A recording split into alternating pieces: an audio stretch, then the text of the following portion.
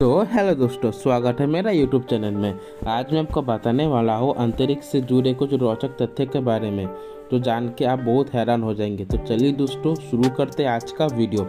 अगर आप मेरे चैनल पे नए हो तो चैनल को लाइक, शेयर एंड सब्सक्राइब कर दीजिएगा।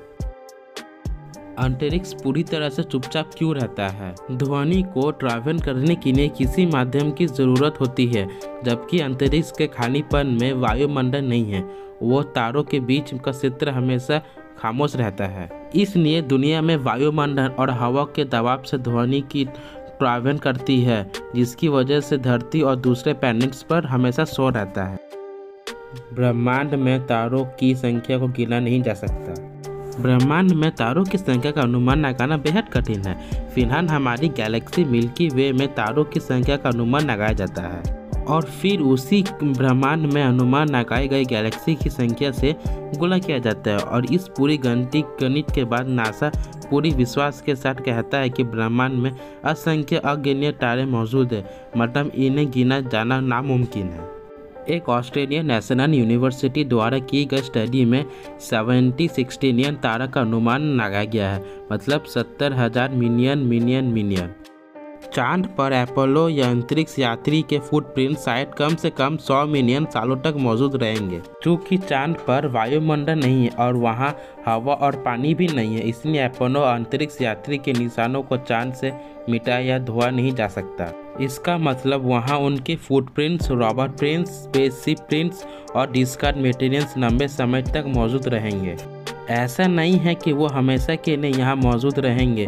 चांद का भी एक गतिशील वातावरण है और वह निरंतर सूक्ष्म उनका पिंडों को बौछार होती रहती है। इसका मतलब चांद पर धीरे धीरे कटाव चलता रहता है।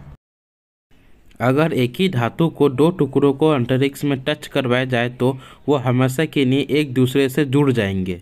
इस अद्भुत प्रभाव को कोन बेंडिंग कहते हैं। ऐसे इसलिए होता है क्योंकि धातु को इंडिविजुअल टुकड़ों को एटम्स को नहीं पता होता है कि वो धातु के अलग अलग टुकड़े हैं, इसलिए वो एक दूसरे के साथ जुड़ जाते हैं। ऐसा धरती पर नहीं होता है क्योंकि यहाँ वो हवा और पानी टुकड़ों को अलग कर देते हैं। शुक्र ग्रह का एक दिन पृथ्वी पर एक साल से लंबा होता है। शुक्र ग्रह अपनी दूरी पर बहुत ही धीमी गति से घूमता है, जो एक पूरी साइकिल कंप्लीट करने में पृथ्वी के करीब 243 दिन के बराबर समय लेता है। जबकि सूर्य के चारों ओर चक्कर लगाने में शुक्र ग्रह पृथ्वी से 226 दिन के बराबर समय लेता है, जो अपने आप में काफ़ी मज़ेदार बात लगती है। और सूर्य प्रत्येक 117 पृथ्वी दिन के बाद उदय होता है, जिसका मतलब एक साल में सूर्य केवल 2 बार ही उदय होता है, जो तकनीकी तौर पर एक ही दिन में होता है, क्योंकि शुक्र की क्लॉकवाइज घूमता है, जहां सूर्य पश्चिम में उदय होगा और पूर्व में अस्त होगा। बृहस्पति का रेड स्पॉट सिकुड़ रहा है। पिछले कुछ वर्षों से बृहस्पति का फेमस रेड स्पॉट सिकुड़ रहा है। पहले ये स्पॉट इतना विशाल कतई तूफान था कि इसमें 3 पृथ्वी समा सकती है, लेकिन अब ये सिकुड़ कर इतना छोटा हो गया कि इसमें केवल एक ही पृथ्वी समा सकती है। शुक्र पर तेज हवाएं चलती है। शुक्र को नरक्रिय ग्रह भी कहा जाता है, अर्थात नर्क के समान, क्योंकि इसकी सतह पर टेम्परेचर बहुत ज़्यादा है और उस दबाव वाले वातावरण है। 1970 के दशक के सोवियत यूनियन द्वारा भेजे गए 10 हेवी सील्डेड वेनारा अंतरिक्ष यानी इसकी सतह पर कुछ ही मिनट के लिए टिक सके थे, लेकिन इसके सतह के ऊपर का वातावरण काफ़ी अजीब है। वैज्ञानिक ने पाया कि इसके ऊपर ही हवा ग्रह के घूमने की तुलना में 50 गुना अधिक तेज है। यूरोपियन वेनस एक्सप्रेस स्पेसक्राफ्ट, जिसने 2006 से 2014 तक शुक्र का परिक्रमा की, ने लंबे समय तक हवा का ट्रैक किया और इसमें होने वाली बदलाव का पता लगाया। साथ ही ये पता चला कि तूफानी ताकत वाली हवाएं समय के साथ और भी मजबूत होती जा रही है।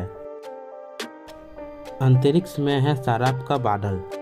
ये सुनकर शराबियों के चेहरे पर मुस्कान आ जाएगी कि अंतरिक्ष में भी शराब का बादल है। अंतरिक्ष में एक्विना नाम का एक तारामंडल इथाइल अल्कोहल का एक विशाल बादल मौजूद है।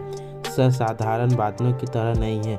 इसके आकार इतने बड़े हैं कि हमारी कल्पना में भी फिट नहीं बैठेंगे। ये बादल हमारे सौर मंडल से 1000 गुना बड़ा है। इसकी दूरी पृथ्वी से लगभग 10,000 प्रकाश वर्ष की है, अर्थात ये प्रकाश को भी पहुंचने में करीब 10,000 साल लग जाएंगे। अंतरिक्ष में एक ऐसा ग्रह मौजूद है जहां कांच की बारिश होती है। ये सुनने में काफ़ी डरावना लगता है, लेकिन सच है। अंतरिक्ष में एक ऐसा ग्रह भी मौजूद है जहां कांच की वर्षा होती है। ये बिल्कुल नर्क जैसा प्रतीत होता है, जहां चारों तरफ कांच ही कांच गिरे रहते हैं। HD 189733b से जाने वाला ये ग्रह हमारी धरती से 63 प्रकाश वर्ष दूर है। ये चलने वाली हवा की रफ्तार काफ़ी तेज होती है, जो 8700 किलोमीटर प्रति घंटा तक पहुंच सकती है। ये धरती पर चलने वाली हवाओं की रफ्तार से 20 गुना ज़्यादा तेज है। स्ट्रॉबेरी की तरह महकता है अंतरिक्ष। सुनने में थोड़ा अजीब लगता है। जब भी हम अंतरिक्ष के बारे में सोचते हैं कि वो तो दिमाग में यही ख्याल आता है कि अंतरिक्ष में सब दिखाई कैसे देते हैं और आवाज़ कैसी आती है। लेकिन क्या आपने कभी सोचा है कि अंतरिक्ष में गंध कैसी आती है? वह बदबू आती है या खुशबू? स्पेस में कोई भी अंतरिक्ष यात्री अपने स्पेस सूट नहीं उतारता, क्योंकि अगर वो ऐसे करेंगे तो वापस आने के लिए जिंदा नहीं बचेंगे। ऐसे में अंतरिक्ष की गंध का वो कोई महसूस नहीं कर सकते। हमें अंतरिक्ष की गंध का पता केवल अंतरिक्ष यात्रियों के स्पेस सूट और उनके औजारों से ही पता चल सकता है। इन स्पेस सूट की जाँच करके अंतरिक्ष की गंध का पता लगा। तो दोस्तों, आप लोगों को ये वीडियो कैसी लगी? अगर आपको ये वीडियो पसंद है तो चैनल को लाइक, शेयर एंड सब्सक्राइब कर दीजिएगा एंड कमेंट में बता दीजिएगा अगले वीडियो में किस टॉपिक में बनाऊँ।